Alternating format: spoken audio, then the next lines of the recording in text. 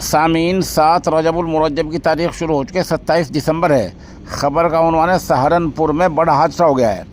इस हादसे में पहले बता दूं मरने वाले कौन हैं और ये दर्शन करके वापस आ रहे थे। इनमें मरने वालों में शामिल हैं विजय कुमार चिलकाना सहारनपुर, मनीष कुमार चिलकाना सहारनपुर, जितेंद्र गग्गलहेडी सहारनपुर, सोनू फतेहपुर सहारनपुर। ये चारों मरने वाले हैं। अब सुनिए हादसा कैसा हुआ, कहाँ हुआ, क्या हुआ है।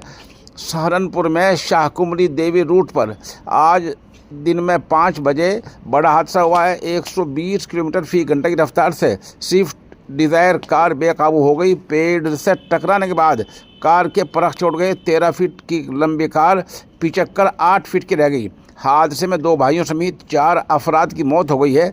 ये लोग शाहकुमरी देवी के दर्शन करके वापस आ रहे थे। बताया जा रहा है कि कार के एयर बैग नहीं खुले हैं। इससे अंदाज़ा लगाया जा रहा है कि कार में बैठे लोगों ने सीट बेल्ट नहीं लगा रखी थी। हादसा होने के बाद फतेहपुर गांव के लोग हाईवे पर जमा हो गए। उन्होंने शीशे तोड़कर लोगों को बाहर निकाला। उन्हें अस्पताल ले जाया गया, लेकिन डॉक्टरों ने सबको मुर्दा करार दे दिया।